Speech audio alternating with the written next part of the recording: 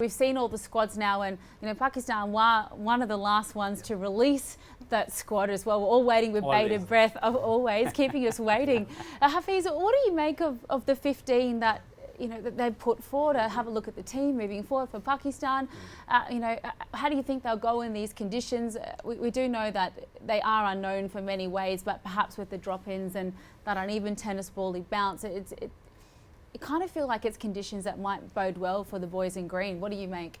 Well, definitely, I think the team selected by the selector was the best one, because they brought some of the players who already left cricket, but they thought they can do well for Pakistan, so they brought them back. Yeah. So I don't think so anything left behind when you talk about the selection.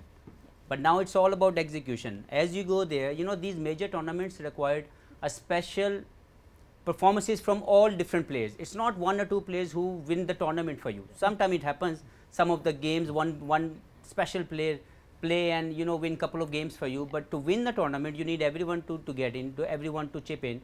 So I think at the moment Pakistan got a very good balance when you talk about their bowling and their top order batsmen. They're struggling with their middle order, to be very honest, and their spinner is not firing at the moment. That is a concern to me, because in West Indies, if you're not doing well with your spinners, you always struggle, because I've been many times, Martyr has been many times there, Yunus himself, like one of the legend. So we played this cricket in that part, and we know if the spinner doesn't do well, no matter how many runs you scored, it always tough. But my best wishes for Pakistan. As a Pakistani, I don't think there's anything left, so all they have to just believe in themselves, go there and execute. Yeah, I couldn't agree more. Well, we've got 20 teams taking part in this edition of the T20 World Cup. That's up from the 16 that we saw contest in 2022. So let's take a little look at our 4 groups, of course. We've got 5, first 2 groups, there's Group A and Group B. Martin, have a little look at the teams that we've got as well. And they're very evenly matched groups, I feel. Like if we look at all of the groups, there's no weak groups. There's strong teams in every group, and we know you can't afford to get behind the 8 ball in World Cup cricket. You've got to win every game. Yeah, absolutely. You want that momentum going through a tournament such as a T20 World Cup, and if you can get through without having one of those hiccups against I guess one of those lesser known teams, that momentum can really carry you through to the the next stage of the tournament. There are teams here, your Ireland, Canada, Namibia, Scotland, they've been playing some really good cricket of late in the last couple of tournaments that we've seen them be a part of, and they're capable of tipping over the bigger nations and things like that. So as a bigger nation there, you don't want to be taking them for granted. You want to be playing your best game every time, and then tracking, to play even better cricket towards the end of the tournament, towards the business end. That's where you need to play your best. And you've got players from all countries actually who've got some sort of a heritage or whatever. With obviously Corey Anderson playing for USA this time, for example, or Andres House as well, who's been a fantastic South African player playing for America. We've got all these other names, David Visa as well for Namibia, popping up in these other countries and really strengthening these associate nations. In these conditions, it just feels like anything could happen, doesn't it? Oh, absolutely, and the best thing that they bring to these new teams is their experience. Yeah. And these guys that haven't played a lot of international cricket can really feed off that and learn a lot. And I think David Visa's been playing for Namibia for a few years now. He was at the 2021 edition of the T20 World Cup in Dubai, so he's been playing for them for a while, and they're just going from strength to strength and feeding off his experiences playing for South Africa for a number of years. So it can only be good for these associate nations to actually push forward and become a force to be reckoned with in world cricket. See, the 20 teams for the World Cup excites me the more, because it's becoming a global tournament at the moment, because earlier it used to be 8-10 teams, but 20 teams are participating in this tournament is the special feeling to me. It's going to be so exciting following the journeys of all these teams. Some of these teams have come through their own paths, Erin, through the qualifiers. So it's really exciting time for all the associate teams, for all of world cricket, because as we've, talked about in the show as well, the game is spreading, and don't we love that? A lot of action coming up on this World Cup, but Yunus, itni balanced team thi jo aapne baat ki, not relying on 1 or 2 players. That World Cup for Pakistan was such a balanced team in terms of bowling. You had Umar Gul, you had Mohammad Amir, you had the likes of so many quality fast bowlers, and then of course the likes of Shahid Afridi in there, creating that balance, and Shoaib Malik, that whole 15-member squad, just phenomenal. आप अपने ज़बानी अगर इसको recap करें, especially those crunch matches that we won against New Zealand, South Africa, and of course final पे. बिल्कुल, देखिए जो हमें एक बात हमेशा करता हूँ कि आपको राइट टाइम पे पिक करना है, और फिर जब आपके प्लेयर्स फॉर्म में आते हैं और जब क्रूशल मैचेस आते हैं, तो अगर हमने 2009 की वर्ल्ड कप की बात करें तो 2 मैचेस खेले, वो हम बुरी तरीके से हार गए। उसके बाद अगला मैच खेले, वो भी बुरी तरीके से हार गए। लेकिन जहन में ये था कि जैसे ही फॉर्म पकड़ेंगे, प्लेयर्स पकड़ेंगे, टीम पकड़ेगी, तो उसके बाद हमने पीछे नहीं आना, और एग्जैक्टली यही हुआ।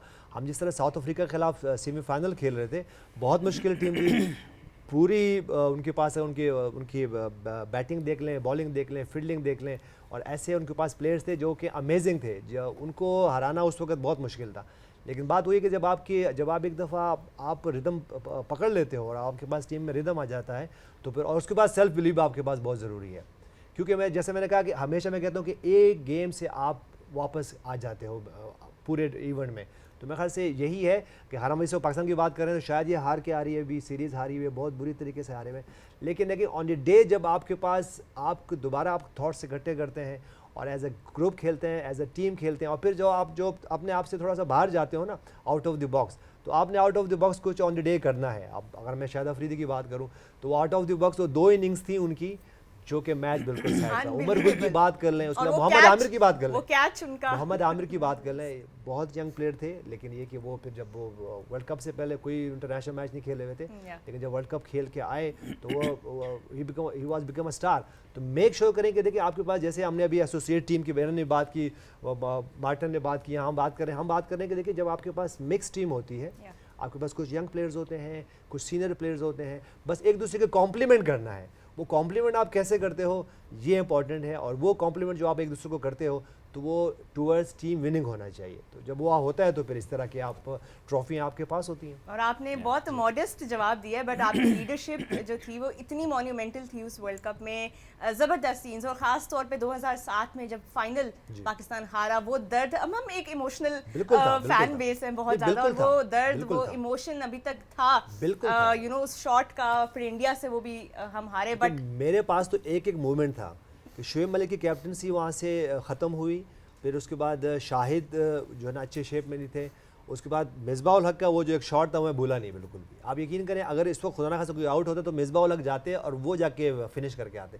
तो ये बाजू का देखें, आपको लर्न करना होता है अपने मिस्टेक से, अगर आप लर्न करते हो, मूव फारवर्ड भी ज़रूरी है। ये अच्छा, ये बाजू का हम ये बात करते हैं कि शायद मूव फारवर्ड आप जो है वो हार के ही कर सकते हैं, नहीं, आप जीत के भी मूव फारवर्ड करते हैं, लेकिन हर गेम नया है, और हम एसोसिएट्स की टीम्स की बात कर रहे हैं, तो ऑन डी डे कोई भी टीम आपको हरा सकती है। तो मेक श्योर करें कि आप जो आपके ओपोनेंट हैं उससे 2 स्टेप आगे रहें। अगर 2 स्टेप आगे रहेंगे तो हो सकता है कि आप 1 स्टेप उनसे आगे हो। तो इस स्ट्रेटजी से जाएं तो फिर आप जो है ना अच्छे शेप में हो सकते हो। Absolute elation for all of those Pakistani fans. They did it in 2009. They came oh so close in the last edition of the T20 World Cup. Of course, that was in Australia at the MCG in front of a packed out crowd. They sold out those tickets because every single Pakistani fan in Australia, I swear, flocked to the MCG in the hope that they could down England. But alas, it was not meant to be. What is it about Ben Stokes that always just brings out something absolutely phenomenal to get the win for England? I mean, 137 for 8 Pakistan made in the first innings, Hafiz. It was probably never going to be enough at the MCG in a final. What do you remember of watching that one unfold? They had such a good campaign to get themselves there. Well, obviously Pakistan played some of the very good cricket that time. Like, we were lucky when Holland beaten South Africa. And then we got that push through to go to the semis. But I think Pakistan was cruising that time. Only in the final, I personally believe we couldn't do well as a batting unit, because the pitch obviously was tough, but we could easily get to 150, 160. We couldn't do that, and then obviously the runs were never been there. The bowlers tried their level best, but still I believe the batting couldn't do that much. But yes, one of the things I think Pakistan team learned from it, and they must be looking to make it happen this time. As Yunus mentioned, like in 2007 when we lost, we all were really down. We wanted to win. Whenever there's opportunity, we wanted to win, and I think this something should be the inspiration for Pakistan cricket. If they couldn't do it in 2022, why not to do it in 2024? So I think they must be looking for that, and hoping for the best that they will do well. And Guppy, how do you get over something like that? Because we're going through all the winners of the World Cups, and I remind you of a certain little situation where Australia got up above New Zealand, and he said, "Oh, it still hurts me. I still feel that loss." How much do you carry these sorts of emotions attached to these big games? And if you were one of the Pakistani team heading into the new challenge of this T20 World Cup, how do you let those demons of years gone past go and reset for the challenge? I guess the thing about it is what's happened in the past doesn't have any effect on what happens in the future. So you just have to sort of try and park it as best you can and just concentrate on what's coming next and just live in the future. Live in the now and try and make the future to be what you want it to be. Pakistan have had a couple of bites at the cherry. They won it in 2009, lost 2 other finals, and they've got a really good opportunity to do it again this time. And they've got some really class players to be able to get them over the line. And I think Babar's going to be one of the ones to do that. Obviously, he's captain as well, so his leadership is going to, become pretty vital leading into this tournament. Yeah, absolutely. I mean, you certainly be hoping maybe New Zealand can get a bite of that cherry. Yeah, it would be nice. We've had a few goes at it in the last few tournaments, and we just haven't quite got there. You've had a few this chances. time Martin must be thinking they should never meet in the semi-finals against Pakistan. For me, New Zealand is the only team when these kind of events on the head, they are fully loaded and they play as a team. So for me, New Zealand is always in the top 4. Oh, there you go. There you go. Well, me, big praise from someone who certainly knows what seriously, he's talking about. I'm a big fan of New Zealand, Team New Zealand. Seriously. Oh, look, we're off to a very short break here on Game On, hey, but stay with us because we're building up to match 1 of the T20 World Cup 2024. On the other side, it's USA takes on Canada.